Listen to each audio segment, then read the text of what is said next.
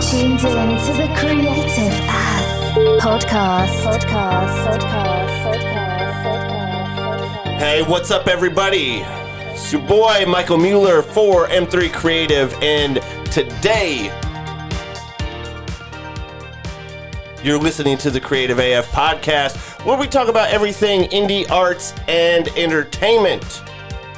I have an incredible guest, incredible, beautiful soul. Her name's Nyree D. What's up? What up? She is a author, a veteran, single mom, and CRACKBABY. a crack baby. Don't hesitate now. I'm not gonna hesitate. Oh, okay. I'm not gonna hesitate. I want to make sure. I was gonna let you own it.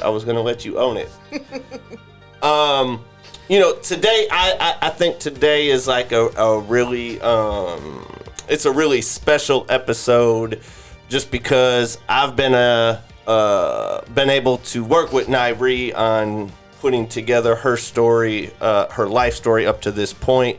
So just being able to sit, have a conversation with her about all the things that are about to transpire, and with the release of her documentary and everything going on. So that's what today is about. You know, she's creative as fuck at the end of the day.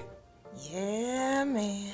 So So tell people a little bit about yourself. Like, who is Nyree, and why should we be tuning in to your book and everything you have going on? Well, Nyree is very vulnerable.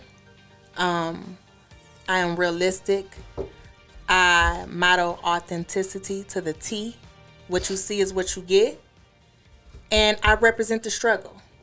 And what I mean by that is I'm not ashamed to show every flaw. And I'm not ashamed to tell my story, because I believe, and I truly believe this, and I know this is my purpose, is to share my story so other people won't feel alone in theirs. The one thing that I find, I think the most incredible piece or attribute or trait that you have, Nyree, is the fact that when I was trying to describe to somebody what your documentary was, right? Mm-hmm. And I said, and I'm going beyond the name of it. When someone's like, oh, well, what is a documentary named CRACKBABY? Like, what are you talking about, type thing, right? So the way I try to explain it to people, I said, imagine having every single odd stacked up against you before you ever even took your first breath of life. But then through every obstacle, every heartbreak, everything that could ever anything you would not ever want your child to go through, you went through it, but you still came out as an amazing person, as a beautiful soul, as a loving and caring individual. And I think that's where the real story is. It's not so much about the survival as it is about how you didn't let the things you had to survive determine who you were or became as a person, as a mother, as a friend, as an adult. Man, I mean, everything you just described, it brought me back to lessons, because, every event that transpired in my life, I had to learn a lesson from it so I can be who I am today. Mm-hmm. And sometimes I didn't learn a lesson. I just had to bump my head some more, and I had to, revisit some places until I learned that lesson. But I am who I am today because of some lessons I had to learn. Right. So, do you think out of all the, and we're gonna keep it vague because we want people to watch the documentary. So I'm not gonna get into, we're not gonna deep dive into the details, and that's not because we're trying to be secretive or ashamed or shy. We want we want everyone to tune in and watch the entire story. For sure. Appreciate that too, by the way.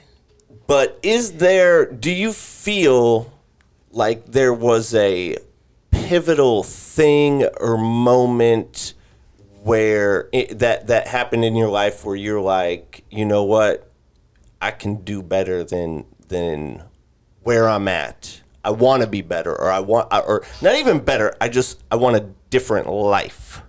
Was there a moment or incident that occurred in that?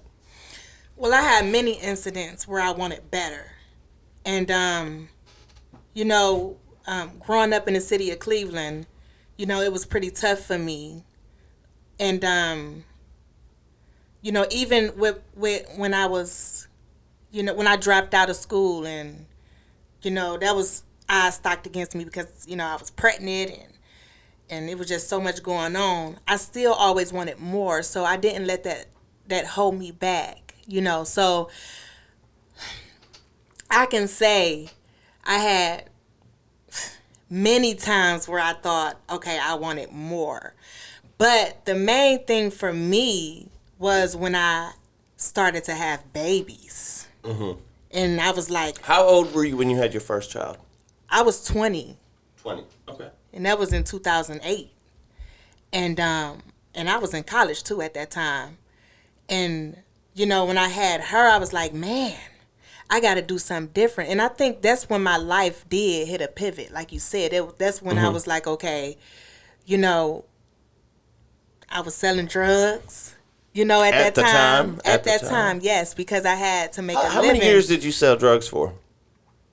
It was an on and off thing. So we can go back and say I first started selling drugs when I was 13. About 14, going on 14. Can we talk about that for a second? Yeah, we can. Let's get it. What? At 13, because I think about just being 13. Who does the 13-year-old go to say, "Hey, I want in"?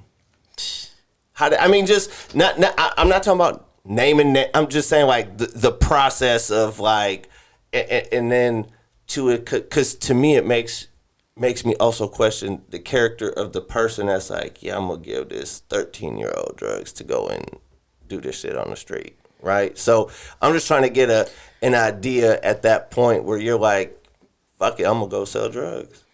And you know what? It was something that, when you're in an environment like that, and it's kind of like that's the thing to do to make money, So when I was in that environment and I seen certain people making money, and I'm like, shoot, I'm out of school. I don't go to school no more. I'm out here in these streets, so why not?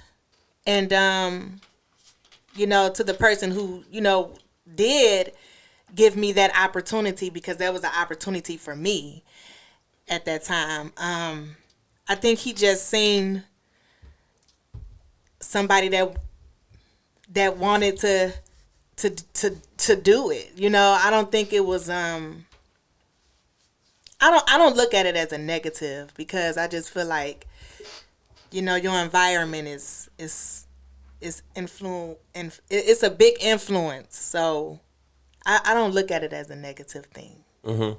So it's just par for the course, because it's what everybody. It's the way life was. It's absolutely. It's some people, and this is just I'm just being transparent because I have to be. Some people can't get jobs. Some people don't even know.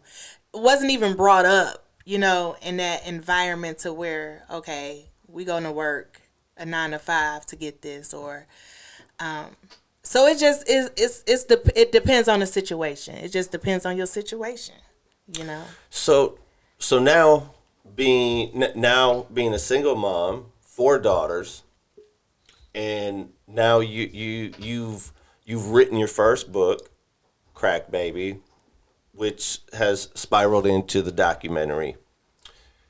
Do you feel, what are the conversations like with your girls now about maybe some of the things that, I think as a parent myself, there's stuff that, I don't know, at some point I may share or may not share stuff, from my younger time. But you put it in black and white in the book and very open about it. Have you? I guess the first question is: have you gotten tough questions from them about it, or do you anticipate getting some? I definitely anticipate getting some. But that just goes back, and I'm just going to piggyback off of what I was just saying about the environment, right? Mm-hmm. So, because how I was brought up, I made it my priority to not bring them up in that environment. No matter what I had to do it, I did it. Mm-hmm. Because I know how much it can be an impact on their life, especially as young princesses becoming queens. Mm-hmm. So, yeah, I mean, I'm ready for the questions. My oldest did read the book. My 9-year-old, she read some of the book. But the question I did get from my 9-year-old was mine. What is a hood? That's a hard one to explain. That's funny that she's. I told it is funny. That question is really funny. I had a conversation with my wife when we were expecting our first one, and early on, like in all young relationships, you go through financial hardships and this and that, and we were finally to a place where when we had our first, we didn't really have that struggle anymore, and I told her we're gonna have to like create fake struggles for our kids to go through because like we had struggles, and so she's never even been in the hood. Or she's not she's never lived in the hood. Right. So she don't. Let me see. When Tori was born, nope. She never lived in the hood. So yeah, she never lived in the hood. That's interesting. What is the hood? So what was your answer? That's the better part of this. So I what just was your told her answer? it's just it's a neighborhood, and we just take the neighbor off of it, and we just call it the hood. Because it's just somewhere that you grow up in. It's a place where you grow up in with other people that is your friends or. So that's what I told her. I just said it's a neighborhood, and we just call it a hood. Was that answer satisfactory for her? Was she did that work for her? Or was she more inquisitive? She was more inquisitive. She she just said okay. You know how some kids she just did her shoulders like okay, and I was like okay, good. And that's it. Yeah, let's move on. So your oldest, did she have questions after reading the book? No. I'm still waiting. Has she acted differently towards you at all? A little bit more closer to me. Okay. Which I appreciate. In a positive way. Yeah, in a positive way. That's good. I think she understands me a lot more too. Yeah. I think that's probably, that to me, knowing the book and, getting the opportunity to really to know your story, I feel like prior to you even, and me not knowing you when you wrote your book, I feel like that was like a lot of weight lifted off of you. Like putting it down, and whether it's just writing it, putting it on paper, or saying it out loud, I feel like that's, you carried around a lot of baggage for a long time. Is that a fair assessment? I had to woosah off of that one. Yes. I carried a lot of baggage, a lot of stuff. Because I was moving so much that I didn't have time to digest. Or even, that's interesting. And big up to Kanye, because his new song is just everything to me. But he was saying that, and when you move around so much, you don't have time to really digest everything because you always on the go. Mm-hmm. So with me, I was operating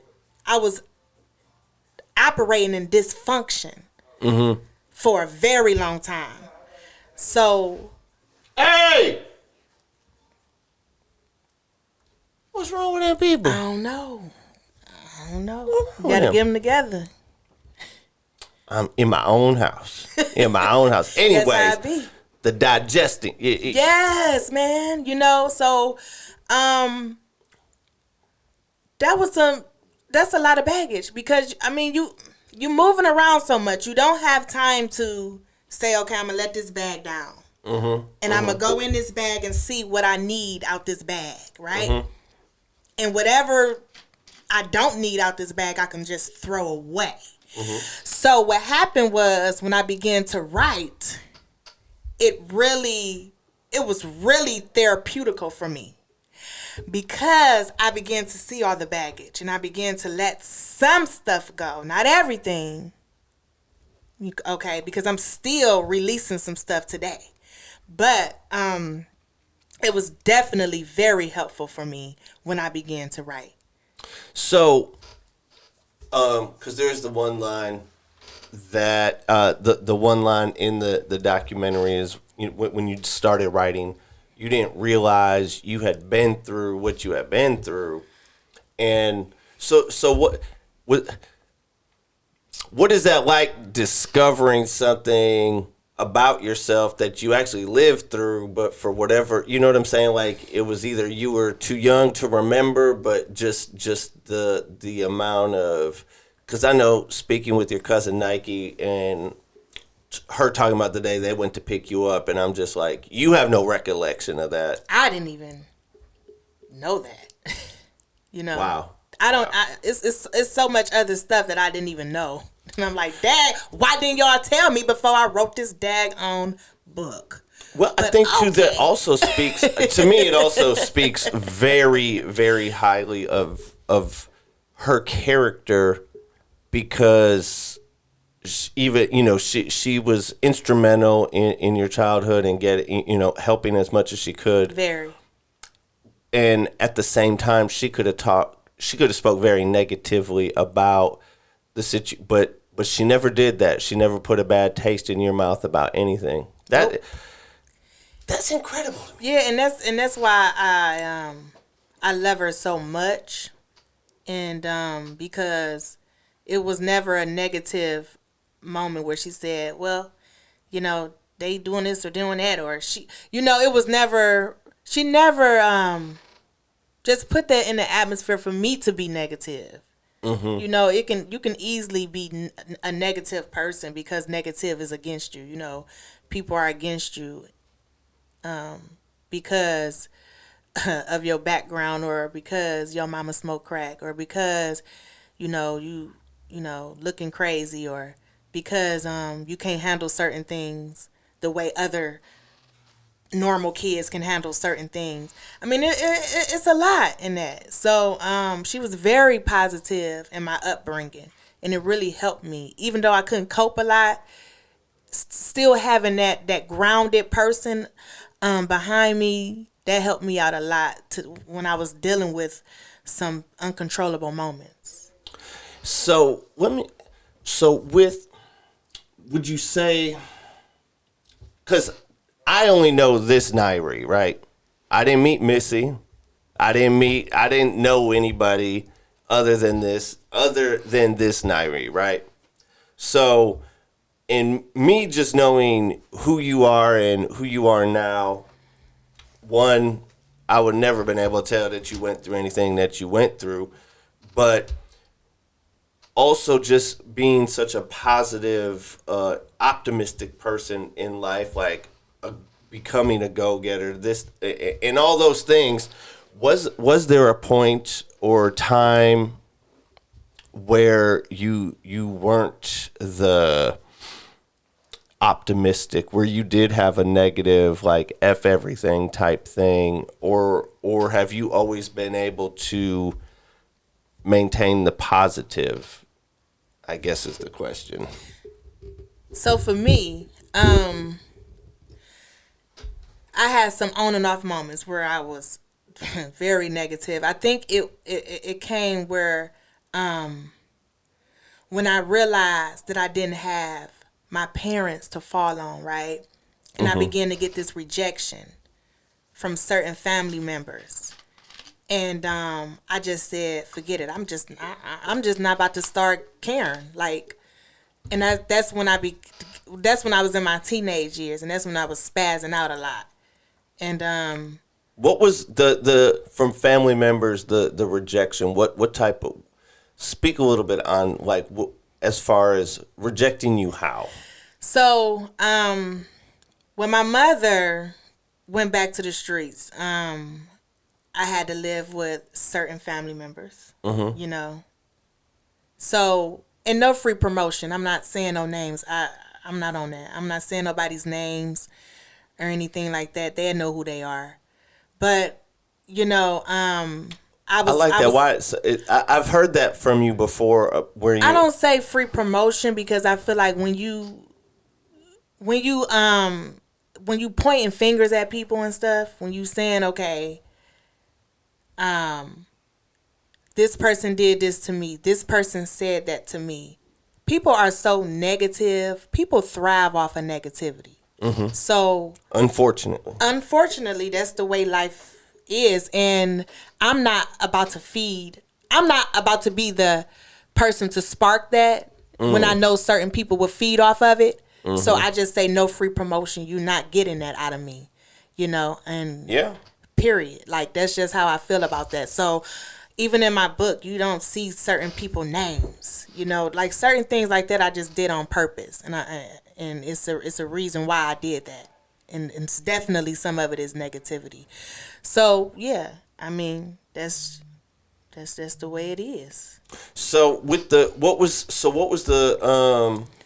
rejection. So I didn't have the nicest clothes, like some of my cousins, and I didn't, you know, have my mom there to fall on and stuff like that. So I remember being called a bum. You know, I would be called a bum. I would be, you know, talked about because, you know, sometimes I would fall in depression. I wouldn't even wash up for days. I wouldn't. So I probably smelled bad sometimes. Was depression something you fought a lot when you were a kid? Yeah, I fought. You mean fought? Like, battled with I know you. Fighting. We'll get into the fights. Yeah, battling depression. Yeah, I battled with depression a little bit. Did you know it was depression at the time? Nope, I didn't know it was depression at the time. So my behavior with depression was, you know, not washing up, not doing the hygiene thing. So, you know, when people see a little girl and she don't smell her best, or she don't look her best, or she don't have the best clothes, or, you know, the first thing they do is judge that little girl, not knowing that little girl's story. So the first thing they do is judge her. They may look at her weird, or they may talk about her and she hear them talking, but they don't know she hear them talking, or, you know, they may walk another way when she's coming around, or... So I had to deal with that, and that's rejection to me. That's like, whoa. You know, at that time, I didn't know I was depressed. You know, I didn't have control over my situation. So, you know. So, because I know, so through childhood, 12 schools, right? To this day, just out of curiosity, do you... are you in connection or know or even friends with any one person from one of those schools to this day that you still may talk to? Yes, my friend George. I don't know where he at right now, but we've been friends since we were in 4th grade. And I was, 10, 11? He was like 10. So we've been friends ever since. And... you know, every once in a while we'd, you know, link up, what's up, but he's still my friend. I just don't know where he's at, you know, and I hope that he's all right. So he is the one friend that I always stayed in contact with. My other friends, you know, they some people moved out of town, some people went their own way, but he was the one that I always stayed in contact with. And that was from 4th grade. Mm-hmm. So, because I know you're new on Facebook. Man, this social media, man. You haven't found George on Facebook? No. You don't know his last name? I looked him up. No, I did not. Nothing. No. Did he have family? Yeah, he got family, and You couldn't find family member? I gotta look him up. I have to look him up. I know my sister. No, not my sister. I know my cousin. They used to see him from time to time. I'm assuming he's still up in Cleveland. Yeah, he in Cleveland. And I really wanted to see him too when we was there, but we was so busy moving around. I didn't have time to even try to drive in no hood or try to look for nobody. I ain't had time. It was wild. It was. That was a wild trip. It was a good wild though. It was a good wild. I loved it. I do. I would go back. I would go back to Cleveland. You would? Yeah. Dang, we ain't even do nothing though. We was like taking care of business. Yeah, no. I just want to roll down Superior. That's all I want to do about 1, 2 in the morning, right, Daniel? We He wild. He wild. Daniel was so nervous going down. Excuse me, what? They just shoot at you at red lights? Yeah, that's a game here. Big ups to my homegirl, Nikki. Yeah, to this day, it's funny because I don't know. It's like my teenage self clicked in because back then, when you get in the car with friends, you're like, hey, you riding dirty? To me, riding dirty makes sure, hey, the plate's clean and we 50-50 out of this shit. Nah, we good. We got a gun and some weed in the glove box. Hey, my homegirl, she had the strap. We were strapped. We had to be. I mean, I haven't. I was a little rusty. You know, I haven't been home. And you were from the military. Yeah, and I just got out because I ain't been home in like 4 years. You know what I'm saying? And I literally like forgot like, Dad, we is on Superior. You know, and so when she put the strap on my lap, I'm like, oh man. You know, it's like a light bulb, like, okay, Missy, you already know what you gotta do. So yeah. But that's crazy that's even the way that's just like it's just a thought. It's automatic. It's not even a thought. It's to be conditioned that way that was just normal. Shit. How old is Nikki now? We the same age, so she's 33 like me. So that's just her every day. That's her thought process every day. It have to be because when you see people that you grew up with get killed for something that they weren't even a part of because they were just in a car with somebody. You know what I'm saying? When you have people that you grew up with, or just people in general in the neighborhoods that get killed just for riding in their cars. You know what I'm saying? You have to really that gotta be in the back of your mind. There's nothing, you know, especially when you riding up certain neighborhoods where people getting killed at all the time. You know, you have to protect yourself, and that's another unfortunate thing that you have to do. But that's just the way it is in certain parts of Cleveland, Ohio. So yeah. And would you say most of the violence and the things that occur are drug related? Is it always whether it's territorial or? I think it is. I think it has a lot to do with either somebody done robbed somebody or somebody.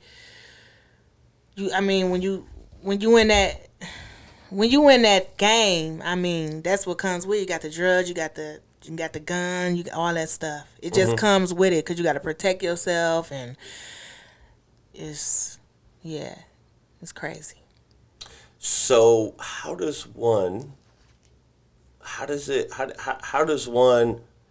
let me ask you this. So of your peers, whether it's family, friends, just through your teenage years that you may have been running with, how many of them made it out to do something just on a positive side out of the circle you used to run with?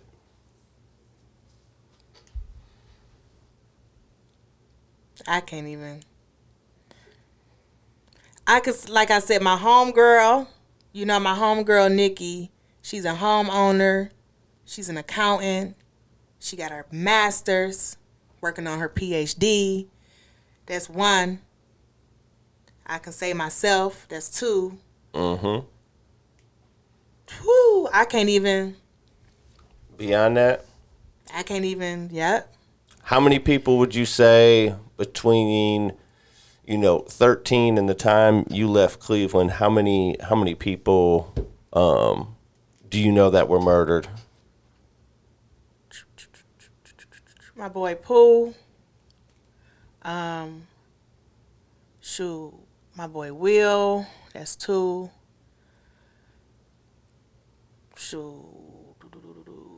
I say about 10 people that I know.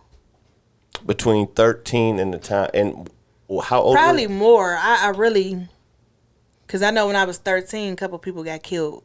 When I was in EC, when I was 14, a couple people out that I was. EC as in East Cleveland? East Cleveland, yeah. If people don't know, my bad. Yeah, East Cleveland. When I was, when I called myself being a hustler, a couple people got killed around that way that I knew. What about drug overdose? Or just overdosing? You have... But that goes on a lot in Ohio. A lot. Not just Cleveland, but shoot. You got Lorraine, you got it's a lot of drug overdoses. But like personal note from me, I don't know, like nobody personal. There was a fact when I was doing some research for the documentary. I believe it was Cleveland, Ohio had it was like the highest rate of drug overdoses out of every state. Ooh, like really? Deaths from overdose. Man. Why do you think there is such, in comparison to other, I mean, every city, every major city has its problem. It's drug problems, it's gang problems, it's violence. But what do you think it is about Cleveland that it's as bad as it is there? Because it appears to be some of the, if not the worst, when it comes to that kind of thing. Why do I think it's bad? Yeah, like why do you think it's we're a lot worse than in other places?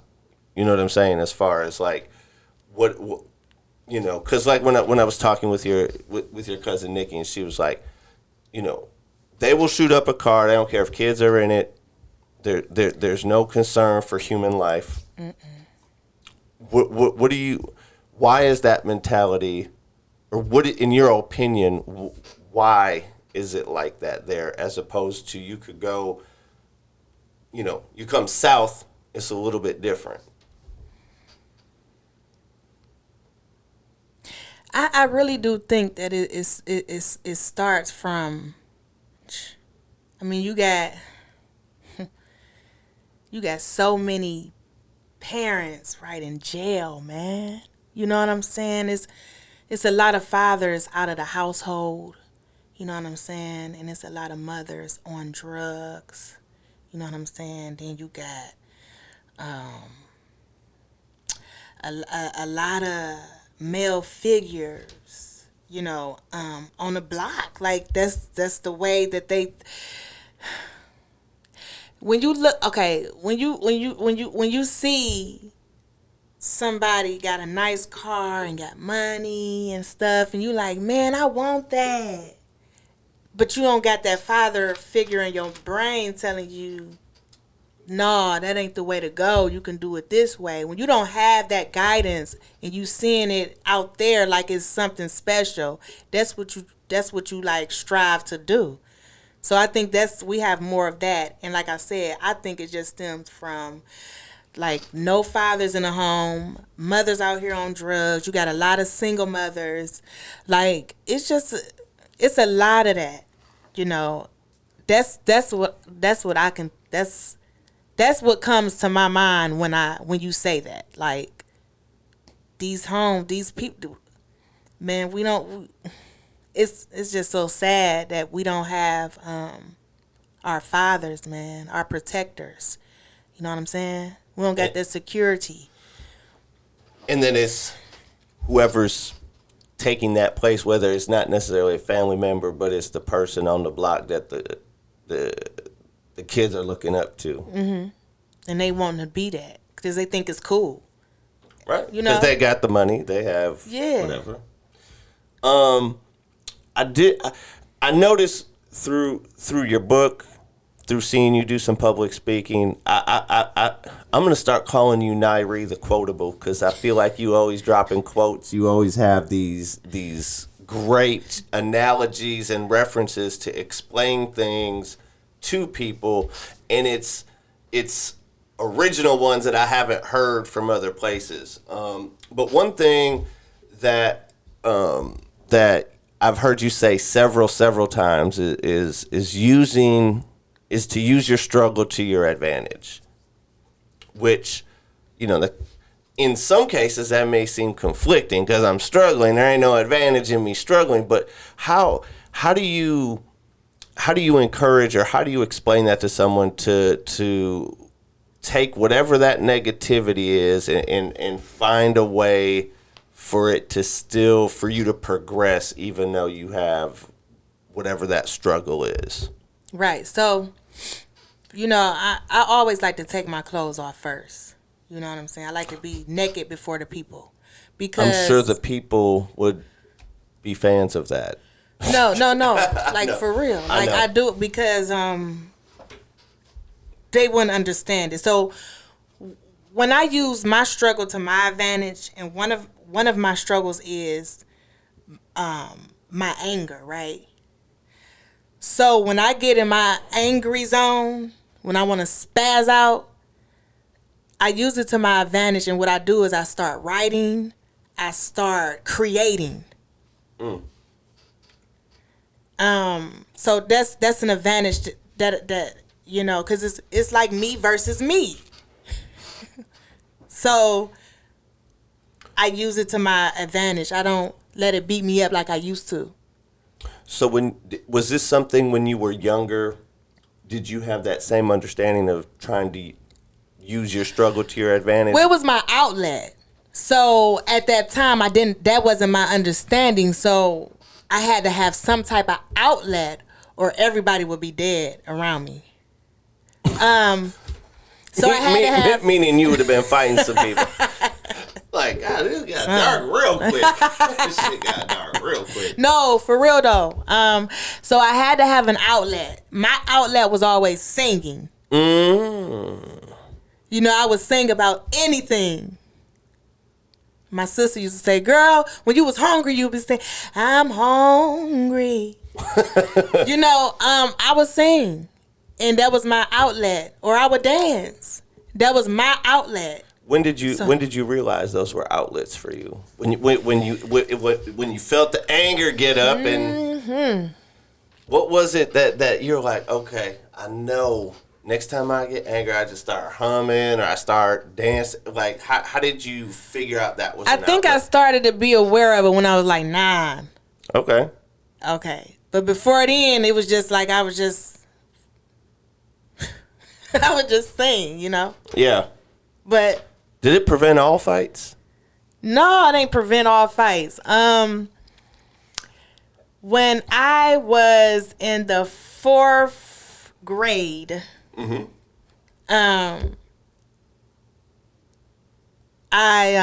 got into a fight with this new girl. And you were not the new girl. No. So she was looking at me, and it could have been just me, because my mama said I always had a problem with people looking at me. And She did say that. And She did say so that's a struggle, y'all. That's a struggle now. That's a struggle. So she was just looking at me weird. So I was like, "What you looking at?" She said something smart, and I smacked her. And then we got to fighting. And I was like, "Ooh, that feel good." Oh, to let it out, like when. So I was like, "Ooh, that's another outlet for me." Okay, so not only was I singing, yes, I was fighting too. And Were you ever singing while you were fighting someone? no, Were you singing while punching someone in the face? no. I just wanted to make sure. It's a fair question. No. Yeah. So then as I got like my teenage years and stuff like that, sometimes, people would pick on me. People would pick on me, and then I would have to fight, protect myself. But a lot of times, I would just fight. You know, if you look at me wrong, or if you said something smart, or Did if you you mess with my cousins, you know, that was like fun for me. Like, we about to fight. You wanted to fight. Especially if my family. I don't play about my family. Yeah. But yeah. So, would you say you had like a reputation of fighting? Like, they're like, Yeah, when I was Did it get to a point like, you know, yeah, I did have a reputation of fighting. You know, when I was living with my big cousin Nike, I had a reputation of fighting. When I was in EC, and even with my family members, like, they know I don't play about my family. I don't play about my close relatives. So if they had an issue, I was there. You know, I was definitely there. Yeah. So, you mentioned the singing as an outlet. Yeah. And I know we didn't really get to cover a bunch of this in the documentary, but you actually auditioned for American Idol. I did. And what year was that? 16. 16. So that was. I don't even know. We don't have to. We don't have to. We don't have to do all that. So how was that experience? What was that like? It was an amazing experience. It was an awesome experience. Big ups to Michelle. She's like another family. Like, she's a part of the family for real. Big ups to her, because she used to have me singing at her shop. She's a hairdresser. Oh, okay. So she decided to take me. She was like, "Hey, American Idol is coming to Cleveland. I think you should go, and I'll take you." So it was an amazing experience. We got there. Of course, we had to wait hours, like 10, 12 hours. Yeah. I've seen the lines. The line was big, super big. And, you know, I sung, you know? That was like... So how does that work? So I've never... You know, we only see what we see on TV when it comes to American Idol. So it's 10, 12 hours, and then what? You sing. So they give you this number, then they call your number, and this was at Jacobs Field. It's not Jacobs Field no more. Is that where the Indians play? Yeah, where the Indians play. Okay. Or whatever. So we would go. So we sat in the bleachers and all that stuff, and then the judges was on the field. So when they call our number, we would have to walk down to the field, and that's what I did, walk down to the field. So you don't even get to see Simon and them. Like, you have to see other people before you even get to see them. So I didn't get to see them. So I think it's like two tries before you get to see them, if I'm not mistaken. So yeah, I got down there. I sung Aretha Franklin, you know, respect. And after I sung, they was like, no. Wow. So yeah, it was. So after that, I was like, man, dang. So just like that, all that time. You know. Mm-hmm. So does that you said you were how old? 16? Yeah, I was 16 at the time. At the time. Mm-hmm. How did what does that do? I guess as far as like your spirit of wanting to sing and knowing you have a voice and knowing that you can sing, and then some people who probably aren't even qualified to tell you no are telling you no. Mm-hmm. And they letting the ones that can't sing go. Like, I feel like, and she can't even sing. But I heard that they do that on purpose. Yeah, they let some people go that can't sing just to get the show a little balance. Right. They can't pick all good singers. But did it mess with you after the fact? Well, it messed with me because I was in a very, very bad place at the time. At that time. Mm-hmm. You know what I'm saying? So, you know, I didn't want to go back home.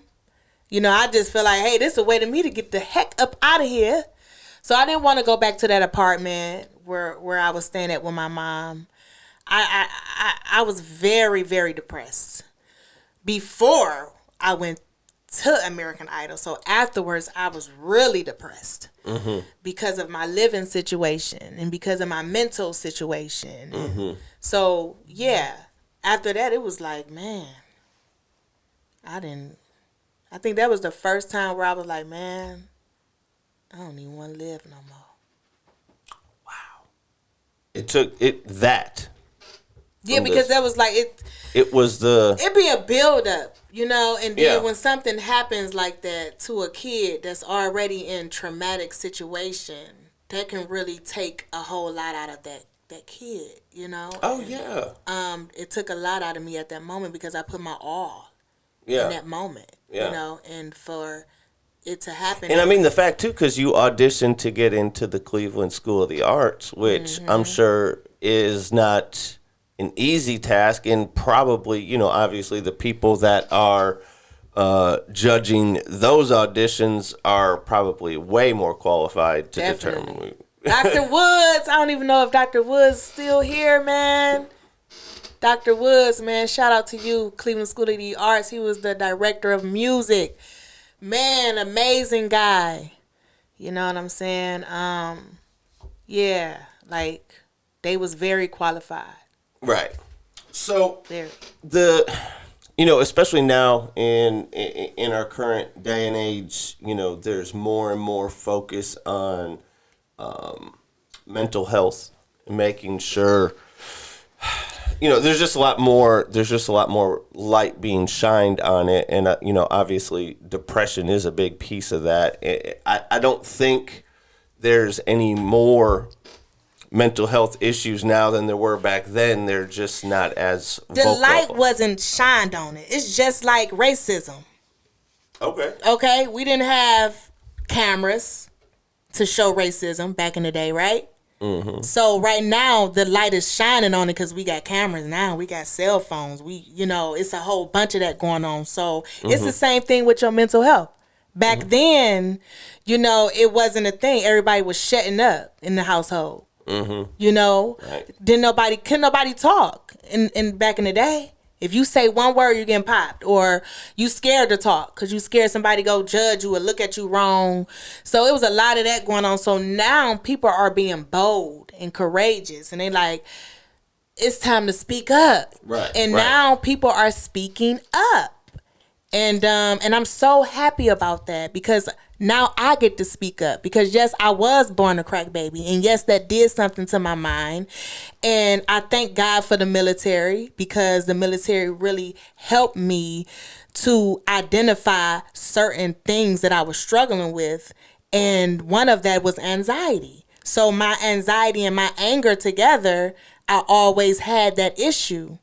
And I didn't even know what the word anxiety meant until I got in the military. And so yes, and for the ones that's out here struggling mentally, please reach out for help. And I'm gonna tell you why.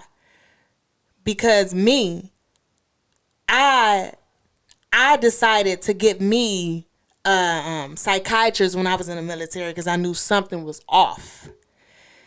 And now, right now, I have a therapist. I see her every Thursday, okay, because I know my triggers, and I know, you know, some of the things that I know I need help with. So I reach out for help now.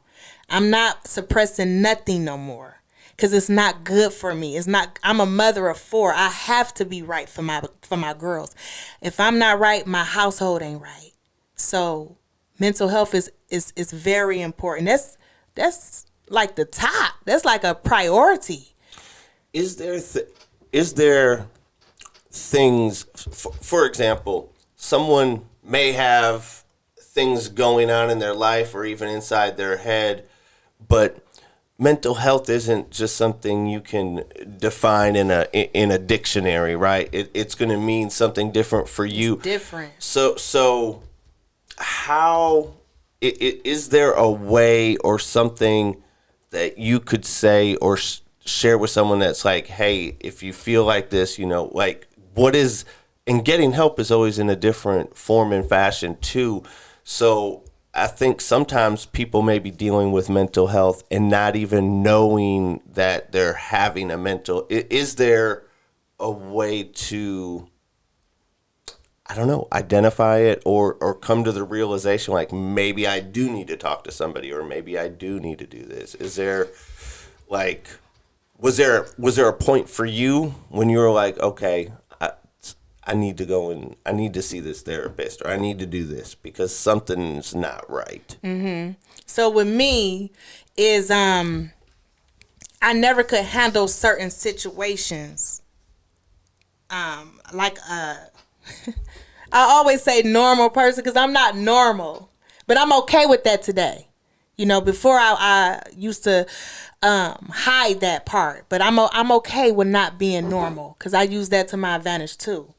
But yes, my moments of me saying, "Whoa, I need help." One of the moments was when I'm in a household with my children and they can be doing, one person can be doing this, one person can be doing that.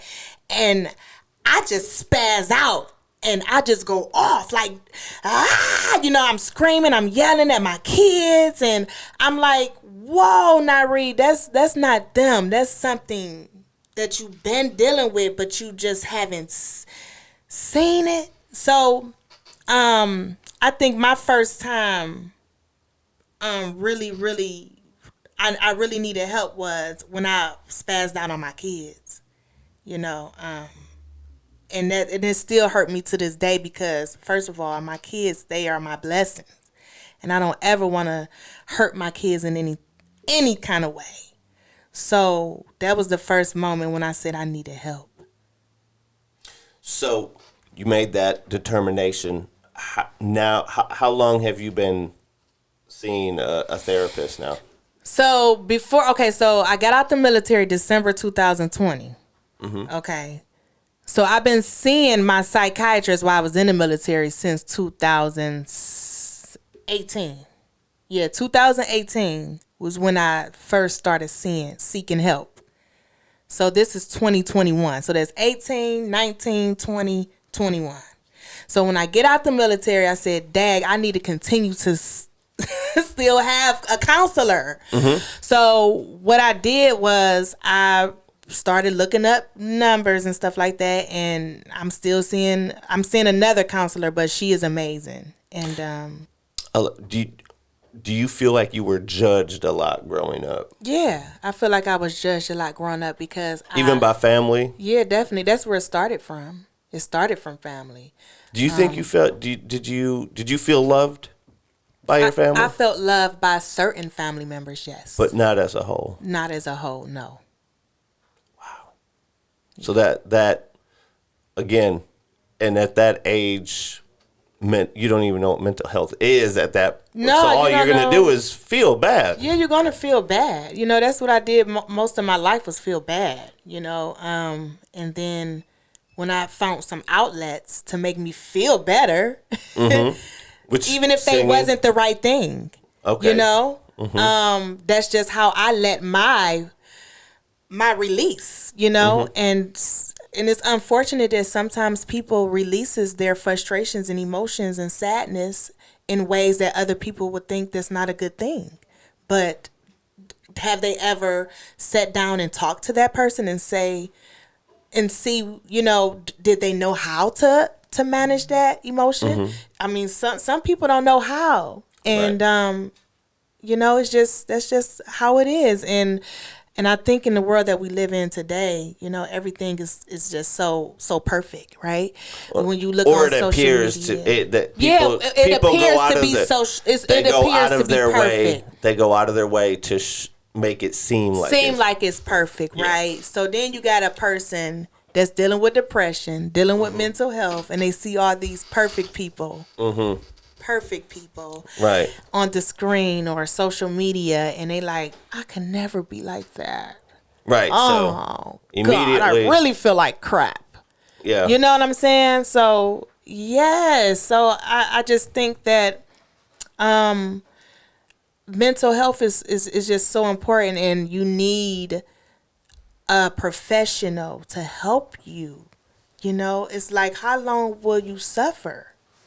And do you feel like, is there, because a lot of times in therapy it's usually you talking and them listening, right? Well, that's how they show it in the movies, right? Yeah. I don't know how realistic that is or isn't, but is it a lot of it just from getting it out of your head and just saying it out loud, or is there a much bigger piece where you are getting advice on how to half of it. I would say half of it is getting it out, because you can't get that out with certain people. Because certain people gonna turn that against you. And that's just the way it is. Some people that you just can't trust. There go this trust word. Certain people with that information. Because you don't know how they're going to use that information against you. So with me, I would rather pay somebody than to sit with somebody that I know is a negative Nancy or a negative Tom, and it's going to spread my business and make me look like worse than how I feel. Right. I'm not doing that. So yes, half of that is me letting it out. Okay. And then the other half is getting some sound wisdom, some sound advice from a professional that know, how to give that advice to me. Right. So yeah. So something I found super interesting. So when we were in Cleveland and when we were shooting for your documentary, and we went to Laura's home, and you got a chance to speak to the women staying there. I found it it was very mind blowing and eye opening to watch the shift of the room where nobody in there necessarily would have cared if you spoke, left, anything. Like it was like they were there because they had to be. But within your 45 minutes of speaking to them, you changed the room all the way around. And knowing, because you were there, you stayed there, you stayed there. These are tough women. Yeah. Thick skin. Oh yeah. It not an easy group to turn is what I'm saying, and make I don't want to say the word fan, but make them attentive to at least listening to what you have to say, and then the amount of them that actually came up and spoke to you after the fact. I mean, how do you do it? You know what? It just comes out of me. It's something, I don't write it down. I don't do any of that. I just know that sharing my story will captivate mostly anybody I come in contact with, because I'm being as honest as I can. Did you feel the weight in the room when you first walked in? Yeah, when I first walked in, it was very heavy. It was very heavy, but what I had to do was be transparent and to let them know, look, I was right there where you are. I understand how you feel. And I had to validate them to let them know that what you're feeling is not wrong. And I had to go back and tell them some of the things that I was going through while I was at Laura's home. And I had to tell them, look, I remember when I packed my bags a couple times before I left up out of there. I packed my bags a couple times because I wanted to leave. And I'm pretty sure that's something that they probably was doing or thinking about doing. And I just validated them women because they needed that. They didn't need nobody to come in there to tell them what to do and how to do stuff. Don't nobody need that. Because I need to know that the struggle that I'm going through is real. But I also need to know that I can get through it. And that's the whole reason why I am who I am right now, because I still struggle today. No, but it's getting through it. It's using that struggle to your advantage to get through it and say, I don't ever want to feel like this ever. So what am I going to do with it? Am I going to let it beat me up? But sometimes it's going to beat you up sometimes. Yeah, because it's not all rainbows and sunshine. But it'll get to the point where you'll get tired of getting beat up. Mm-hmm. It's just like when you in a ring, you get tired of that opponent hitting on you. You go get tired of that. You go get tired of that opponent hitting on you, and we get tired of that struggle hitting on us to the point where we like, look, now I'm about to stand up, and you ain't about to hit me no more. Mm-hmm. I'm tired of feeling like this. What am I gonna do? How am I gonna do it? You know, like it gets to that point. So yes, I think for me, captivating the women in the way that I did was to validate them, number one, and to let them know that, hey, I know how difficult you may be feeling right now. I understand it because I was in the same shoe as you. Like I went through the same thing, but the thing is, you can get through it. I guess so. It's just like, you know, the mental health of you know, like the women going into it and being embarrassed, being vulnerable, being wide open. Like that's got to be a whole different type of mental health of dealing with, because not only are you dealing with the struggle that got you there, but you're also dealing with everybody kind of knowing something's going on, right? Because you're like, oh, you know, what? So how does one? I feel like you crawled yourself out of a hole. Yeah, definitely. It gets to the point where you have to accept it. You have to accept the fact that, hey, I'm in this situation and I cannot longer hide or act. Like with me, it was like, man, I'm here now. Like I can't hide it. I can't hide my struggle right now. Like this is it. This is where I'm at. And that was hard. That was a tough pill to swallow. It was a hard pill to swallow. I mean, because I was so used to having a house for me and my children, and you know, providing for them in the way that Laura's home had provided for us. Mm-hmm. So to not have that anymore, that was really hard for me. Mm-hmm. And so for a young lady with children that's going through this same thing, it can be hard. But you have to look at it as, okay, I'm helping me and my babies, you know. And that's what I had to do. Like, in your time that you spent there, what do you think, or what was the most common reason, or common, if there was one, for someone not to succeed in the program? Because obviously not everybody... stubborn. Really? Some women are stubborn. I was one of them. How did you become unstubborn? I became unstubborn when I seen that the setup at Laura's home was working for me. You know, but you had to give it a chance before I had you to could give it a chance, definitely did. So the people that don't want to give it a chance, they just not ready. It comes a point where sometimes, have you ever heard this? It takes you to being tired and sick and tired. Yeah. Yeah, it comes to that point, and some people just not tired yet. They still wanna do what they feel that's best for them, even though that hasn't been working for them. Yes, it's like an insanity thing, right? Yeah, you're doing the same thing expecting different results. It's not going to happen. So I think that's what happens with women, especially like women that's been like having to, you know, take care of themselves and having to do a lot by themselves. They feel that, hey, I can do it. Like, but you can't do it though.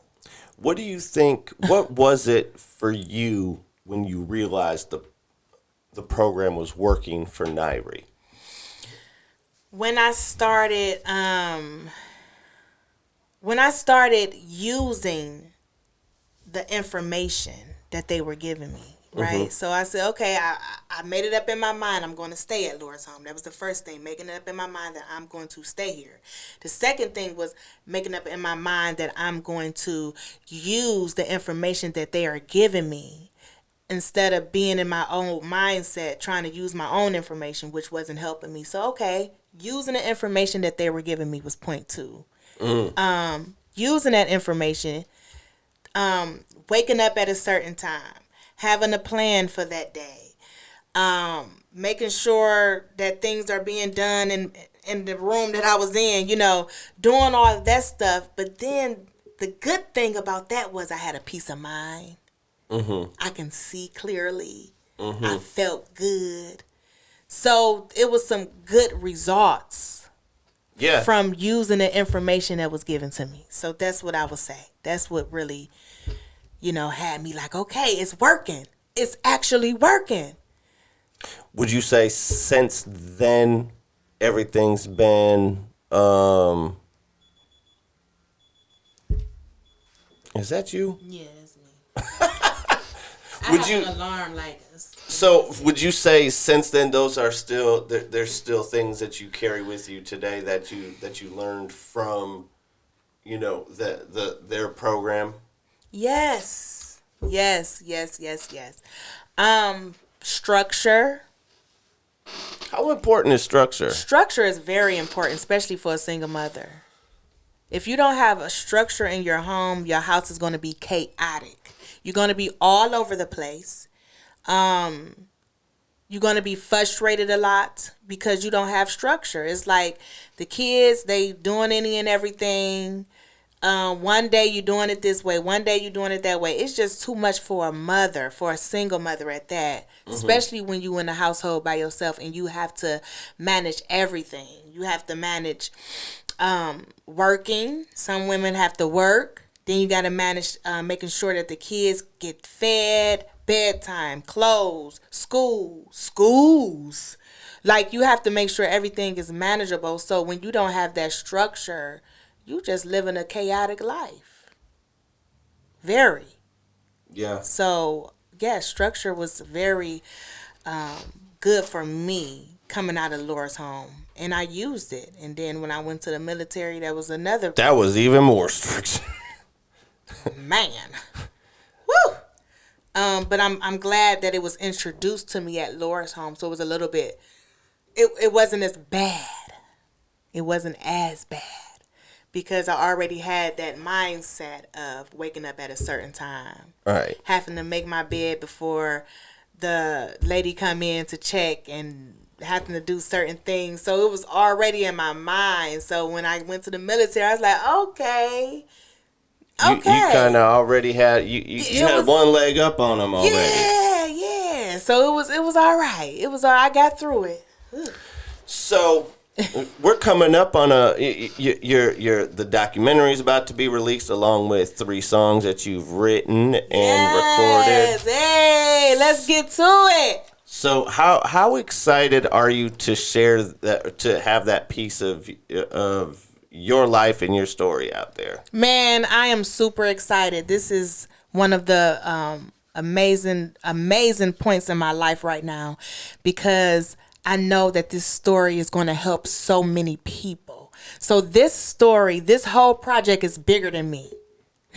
This is bigger than me. And I'm so grateful that I have the ability. I have the mind, the energy, the wisdom to give to the world, and give it to them in an authentic way, not in a way of all together way, and that's why I wrote my book on purpose. Everything that's in that book was written. I'm telling y'all, I wrote it on purpose in a way where, hey, I don't have it all together, but look, this is what I went through, and I know some of what I went through helped me, and it worked for me.